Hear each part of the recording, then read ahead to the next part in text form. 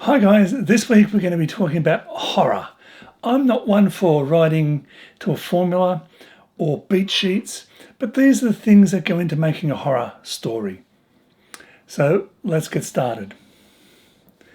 First, if you do a thumbs up, give it a video a like, it tells the great algorithm that you like this sort of content, and it will expose my content to more people, but it will also show you more of this sort of creative writing, film writing stuff. So a thumbs up works for you and works for me. Thank you for that in advance. Now, the basics of a horror, and this is how it should pan out across your film. You have to establish the normal world. Otherwise, we won't know what scary is. We understand scary in our world. If it's set in our world and we see people walking down the street, we go, okay, there's not going to be vampires in 2024 Sydney or 2024 New York or Los Angeles or London or Prague. We understand our current world, but you've also got to establish a few of the rules. Are we talking about younger people, older people? What is the politics of the world? Just you can do this real quickly, just so people go, oh, I understand what I'm looking at now.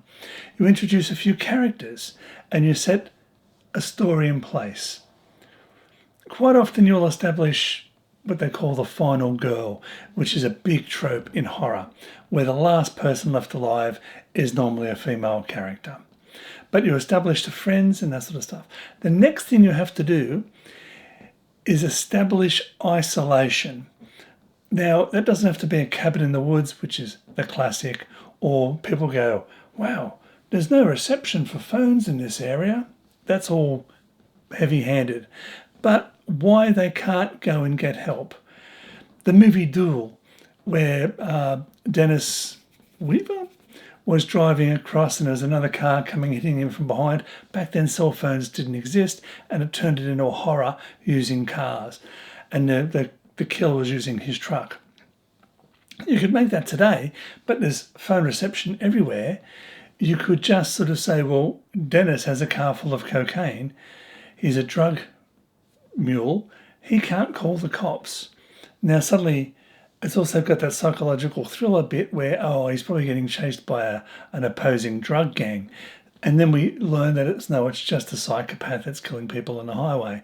So as long as you've got a way of isolating people, that's all you really need to do.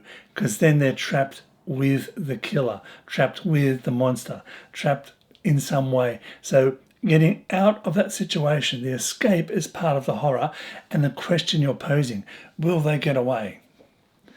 Now you go through the standard confusion, despair. Okay, I'm going to put a link to a video here, or I'll show the title card for the video and a link will be below for one of the previous episodes about despair and the despair of a group. You can use the same model for despair. Normally you attack a group of people in a movie like a camp setting, and the killer starts killing off one at a time. So by the end of Act 1, we've established the world, we've established a threat, a bit like the shark in Jaws. We may have seen a historic murder. We may have seen people talking about the Blair Witch, going out and interviewing people about the Blair Witch. We've established that there is a threat coming. The audience knows the threat is coming, even though the victims may not know the threat is coming.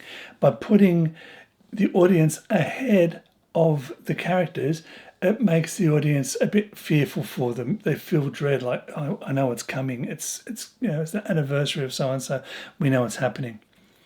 So there's an event, there's a murder, there's a hacking up, there's someone disappears, there's an attack from the monster.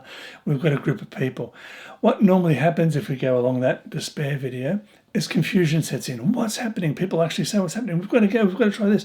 And they start throwing ideas around. There is just mass confusion because their world has been broken. That is a great opportunity now for you to introduce little bits of fear, suspicion of other people. There'll be disagreement about what we have to do. Someone will say, oh, well, let's arm up. Let's go and attack the monster. Other people say, we have to get out of here. Let's head for the road, see if we can flag down cars. I know we can't ring because we're on the run from the law, but we have to ring to get help because this is worse than going to prison. So there'll be a disagreement. There will be infighting in the group. the group will begin to undermine each other. You'll have a strong character, maybe an opposing strong character, a bit like Shane and Rick in The Walking Dead. They were at each other. Everyone will come up with a plan. They will resolve the way of doing something. Quite often you'll have, when the splinter, the infighting happens, these people go off and become victims. So this looks like the right plan. Plan A, plan B. Plan B goes and tries something, they become victims.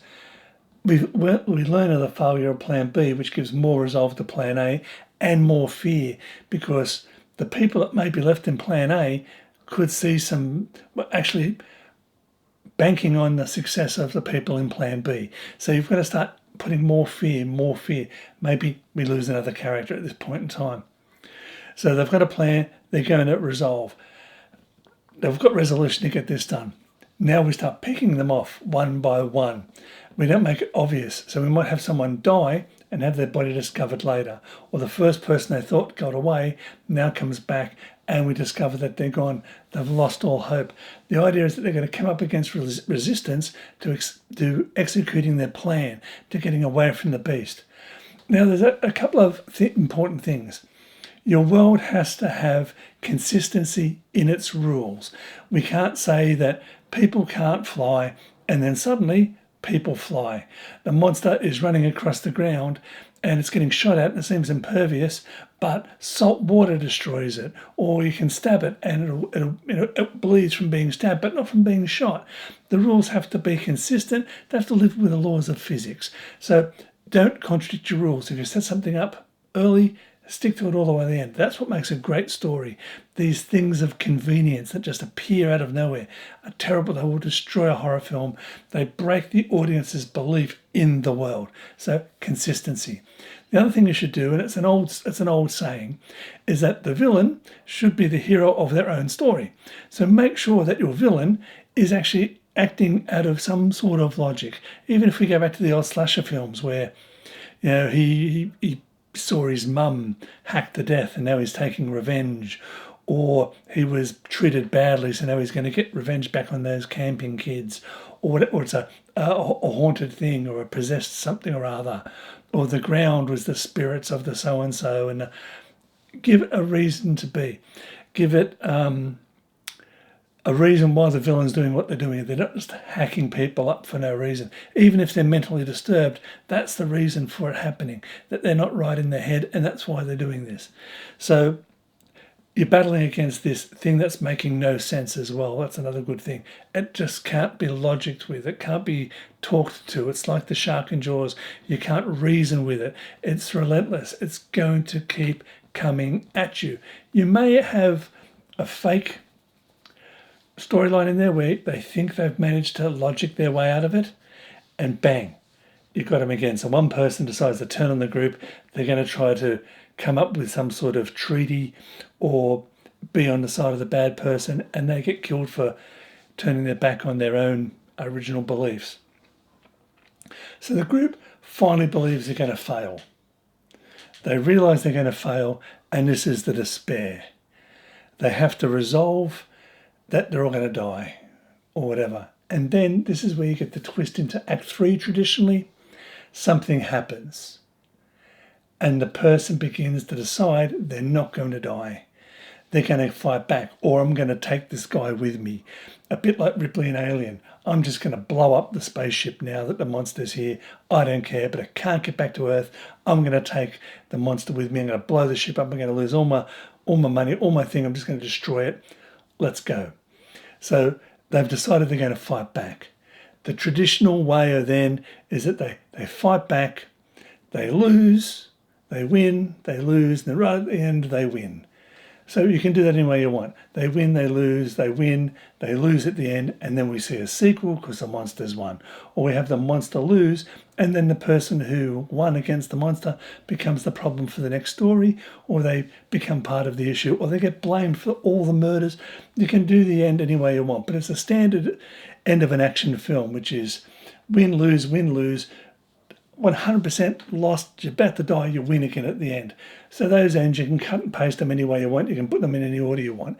So whether the person's going to survive at the end, the person's not going to survive in the end, the monster win goes on to a second franchise, whatever you want to do, or there's a moral to the story. In the 90s, it was like as soon as teenagers had sex, they had to die. So it was a weird thing that people would, have sex and a monster would come and get them and start killing them, like at camp, whatever. Or it just seemed to be teenagers hooking up was the reason they had to die. Halloween, all those sorts of films. So that's your basic idea. That is all the points you need to hit in any order you want. You can do it non-linear, you can do it flashbacks, flash forwards. You can tell the story, but you need to build in that despair where they don't think they're going to go. They try to resolve it. All those sorts of things.